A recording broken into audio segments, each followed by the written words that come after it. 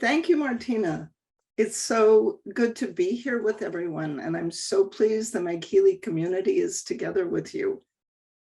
I'm going to start with an introduction to where and how frequency-specific microcurrent got started.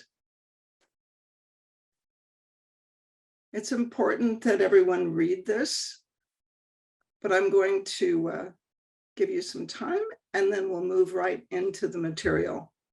So where did frequency-specific microcurrent come from, and what does harmonizing the bioenergetic field mean? So frequency-specific microcurrent therapy, frequency-specific therapies were developed in the early 1900s by MDs and osteopaths in the US, the UK, and Germany, and used by thousands of physicians until 1934. By around 1925, medicine labeled electromagnetic therapies as fakes, frauds, and they decided that drugs and surgery were to be the only tools of medicine. Nutrition, herbs, homeopathy, and frequency therapies were basically outlawed. Every healthcare intervention, except for prescription medication, surgery, and radiation, was outlawed. Physicians who used these tools would lose their license. The research and history were lost when the researchers died. If you've ever cleaned out your grandfather's library, there were journals, Electromedical Digest, and the research about how they decided what frequency did what. All of that history was lost when these early pioneers died and their children put the books and the papers and the journals and the devices on the junk heap. Some practitioners were persecuted and some were even put in jail. The devices that didn't go on the junk heap were put in the back rooms and covered up with a sheet. So Harry Van Gelder was an osteopath and naturopath from Australia who was trained in Britain. And after the war, he bought a practice in Canada in 1946, walked into the back room of the clinic and found a device that looked very much like this under a sheet. That device was made in 1922, and it came with a list of frequencies. In 1983, George Douglas worked with Van Gelder for 3 months and brought home a copy of the frequency list, put it in a drawer, and pretty much forgot about it. The list looked like this, but there were words next to each of the frequencies that described what they were for. So there was one channel that was for conditions and another channel that were for tissues. So I met George Douglas in 1991, and I finished chiropractic college in 1994. George moved and found the list in a drawer in 1995. Now, he suggested that we use the frequencies with a 2-channel microcurrent device because Van Gelder's machine had 2 channels. So let's try it. Let's see if the frequencies from Harry's list work if we use them with the microcurrent machine. Because all the research was lost, I'm uncertain how the frequencies were derived. We're uncertain of the mechanism of action. How do they work actually? We have a pretty good model for it now, but no data as of yet. We do know that the 1920s equipment was not microcurrent, and the 1920s therapy was not FSM the way we use it now. When we started using FSM, we found out that in order to be effective, the frequencies and the current from the 2 channels have to intersect when the frequencies are applied at the same time. So according to physics, when the frequencies intersect, an interferential field is created where the 2 frequencies mix. And that interferential field, when I use the word correct, each condition and tissue has to be correct for what condition is going on in what tissue.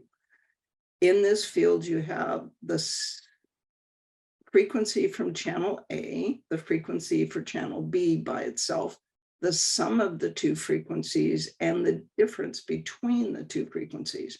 I'm not sure which portion of the field produces the effects, but we do know that both frequencies have to be correct in order to create balance and harmony in the person being treated. So we first used the frequencies in 1995, and our results were so positive that I decided I had to teach them to find out if the effects were reproducible. The first class was taught in January of 1997. And by June of 97, we knew that the effects were not only teachable, but reproducible. Over the next 25, now 30 years, research in animals and humans and clinical results have accumulated, and they're positive. The frequencies do what they are alleged to do, and the results have been published in 20 peer-reviewed papers. There is a medical textbook published by Elsevier, which is the largest medical textbook publisher in the world, and a consumer book called The Resonance Effect. And at this point, there are now 5,000 FSM practitioners in 23 countries. So what is resonance? What is frequency-specific microcurrent? Well, it's been established since 1997. We know that the results are reproducible, and that's important. If the frequencies are doing what we think they're doing, then the results should be consistent if the circumstances are the same. They're teachable. I teach them much better now than I did in 1997, that's for sure. And they're reliable. It's non-invasive. You can't hurt anybody with it. They're low risk. And the current and the frequencies are comfortable. It's current you can't feel and frequencies you can't hear. So how do the frequencies work? The word that we use to describe how frequencies work is resonance. So what's resonance? In physics, resonance is the tendency of a system or a bond to oscillate at large amplitudes in response to some frequencies and not others. At the resonant frequency, very small forces can produce very large amplitude vibrations. They found out in the 1800s that soldiers marching in step across a bridge could create a vibration. So we're talking 200 men marching in step across a great metal or wooden bridge. And those men marching in step can create a resonance with the bonds that hold the bridge together. And the bridge begins to vibrate at that frequency and simply comes apart. So to this day, soldiers, when they reach the edge of a bridge, break step and cross the bridge and then start being in step again. The trick that you've seen when a singer breaks a lead crystal glass is possible because there is a precise frequency that holds lead atoms together in a 70% lead crystal matrix. The lead atom bonds vibrate with the singer's note if that note is precise and matches the frequency that holds the lead atoms together. And she has to hold it long enough that the bonds vibrate and simply come apart.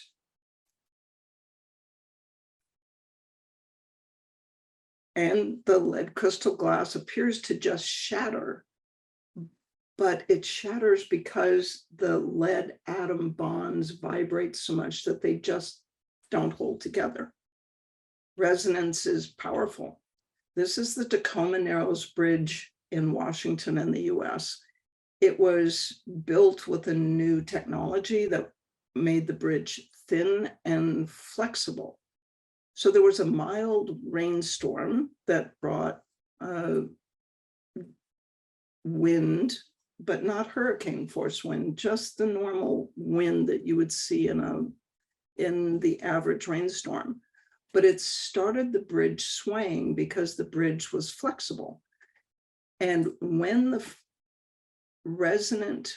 swaying reached the resonant frequency that held the bridge together, this little curve turned into a big sine wave. And the bridge ultimately came apart when that frequency matched the resonant frequency that held the bridge together. And since that time, the design of bridges has changed. They make them thicker, they make them stiffer, and they make the space in between the standards uneven so that that sine wave can't appear in between. So how does resonance affect the human body? I want you to think about this. Every moving electron creates a magnetic field. In physics, if the electron's moving this way, the magnetic field goes that way. If the electron is moving this way, the magnetic field goes that way. So your body is full of moving electrons. Therefore, your body has and is and creates a magnetic field. Every organ in the body is part of that magnetic field. Every chemical and electrical bond has a frequency at which it resonates. That's physics and chemistry. Now, cell membrane receptors reasonably could be expected, actually they must have, some frequency at which they resonate. Membrane receptors are made of proteins. So the theory behind resonance interventions is that interference in between one electromagnetic field and the other inhibits proper function by creating loss of harmony between cells, organs, systems, receptors, and that interferes with appropriate function. So our goal is to create balance and harmony by removing interference. I'm going to repeat, every electrical, magnetic, and chemical and mechanical bond has a frequency at which it resonates. Now, Newtonian physics describes the behavior of large objects very well, but physics in the last, 100 years has shown that Newtonian physics falls apart at the molecular level. So it doesn't apply to the behavior of molecules, atoms, and subatomic particles. Your body is a large object that obeys the laws of Newtonian physics, but it's made up of molecules, atoms, and subatomic particles, and those are all held together by electromagnetic bonds. Now, how does frequency and current flow through your body, this electromagnetic system that is your body? Well, St. Georgie was a biophysicist, so the physics of biological structures. Water lines the gel inside cells and forms structures that acts like a semiconductor. Now, copper wire is a conductor. There's room for the electrons to zoom along. Ceramic is an insulator. All of the places for electrons to move are full. They insulate. Electrons can't move.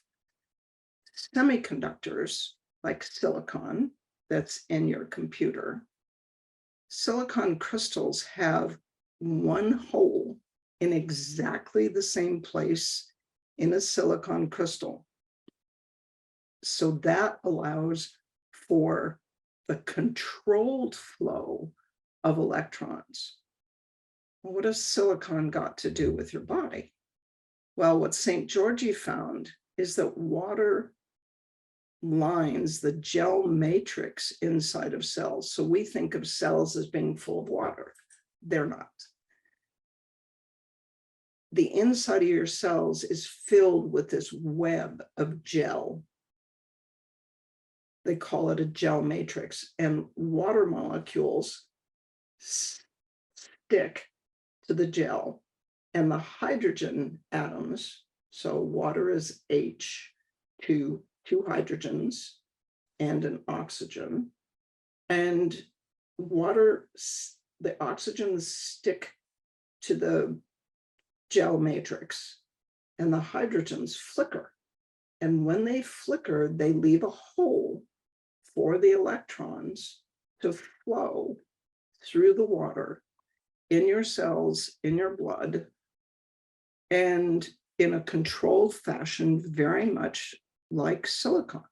So it turns the cell and tissues into a semiconductor like silicon, allowing for the controlled flow of current and information. So following the logic and the physics of it, your bioenergetic field is an electromagnetic system that looks solid, but it functions from a physics perspective as a semiconductor network conducting current, charge, and information. So frequency-specific microcurrent uses frequencies to resonate with interference, and when we do it right, it restores harmony. That is the goal. So biologic resonance explains the effects on living tissue. So pathogens, so this is what a cell looks like effectively. So there's the inside of a cell, except you have to imagine that it's filled with a gel matrix. This is the little protein receptor on the outside of the cell that responds to pathogens. So pathogen-associated molecular patterns, damage-associated molecular patterns, and that interacts with the cell membrane receptor that activates kinases, that activates transcription factors, that affects what genes are expressed, and that creates messenger RNA, microRNA, and that produces the cell's biological answer to whatever it sensed or interacted with up here at the receptor level. And every cell in your body has this ability. So in some cases, if you have a pathogen-associated molecular pattern, you get a paper cut in your finger, it turns red, and that's because the biological answer to the little bacteria that was on that paper or on your skin is inflammation. So that's how cells work. Now, drugs and nutrients act like keys in a lock that bind with this receptor, change the receptor, and that changes. So let's pretend this is what we call ibuprofen in the US. So it's an anti-inflammatory medication. It binds this with this receptor and interferes with this process so that the cell doesn't produce pro-inflammatory cytokines. So there's ibuprofen, and it binds chemically. All right. Biologic resonance, the data that we have suggests that the frequencies are interacting with this cell receptor like your key remote opening a lock with an electromagnetic signal instead of a key. The frequencies appear to influence cell function electromagnetically with a specific frequency signal.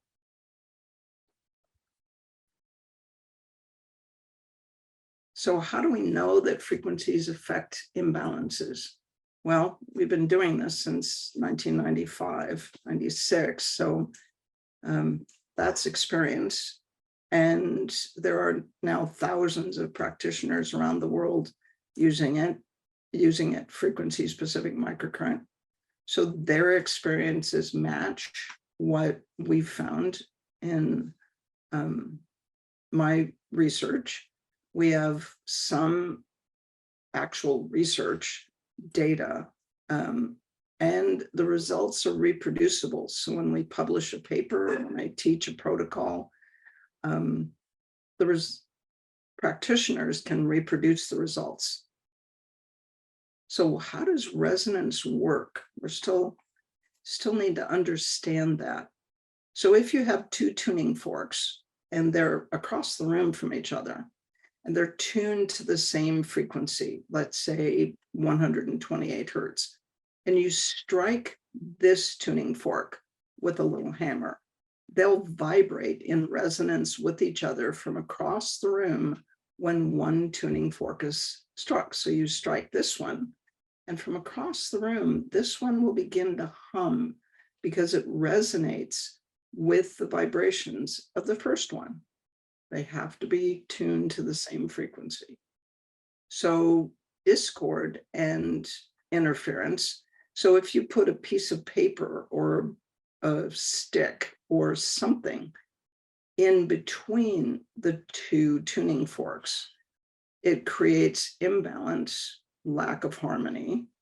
And you strike this one, and the second tuning fork will not vibrate in resonance with the first one because there's interference. So think of your bioenergetic field. What creates lack of harmony in the bioenergetic field? Think about that. Feel it. Frustration, stagnation. So this is Maslow's hierarchy of needs. So we start out with the basic physiologic needs: food, water, warmth, rest, comfort. So hunger, stress, and fatigue, right? The needs for safety and security. So fear, pain, and injury get in the way. Then there's psychological needs for belongingness and love, loneliness and isolation, fear, right? Those get in the way. When you have these interferences, you don't feel harmonic or integrated. Lack of achievement, frustration, stagnation. So esteem needs, prestige, feeling of accomplishment, community, right? And then the self-actualization needs, achieving one's full potential, including creative activities. This is Maslow's model, but it's interference in any one of these levels can create lack of harmony in the bioenergetic field. The theory is that if we remove the interference, it restores balance and harmony. If something interferes with the resonance, it creates imbalance, lack of harmony, and loss of proper function. That's just physics, right? You remove the interference and the function normalize. That's physics. It wasn't my best subject in school, but it is everywhere. So balance and harmony. Resonance theory suggests that if the interference is removed, it may restore balance and harmony between the cells and the systems in the body, because the thing you need to understand is in the body, everything is connected to everything in an electromagnetic sense, right? And actually in a physics sense. That's biophysics, biologic physics, the physics applied to biologic and electromagnetic systems. So frequency-specific resonance, it isn't magic.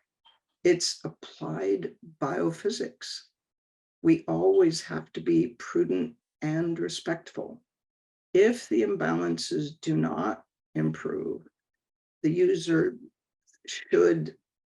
must please seek proper medical evaluation and treatment when using frequencies to enhance harmony. They don't fix everything.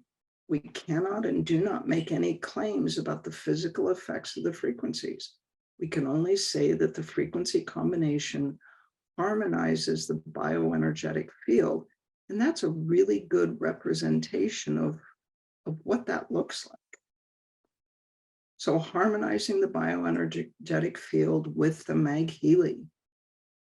The MagHealy contains FSM protocols that should be safe and effective for most people under most circumstances, but it's not a medical device.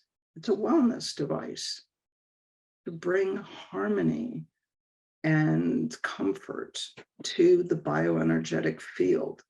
It will not be 100% effective for everyone who uses it, and it should not be used instead of medical intervention. I'm really clear about that.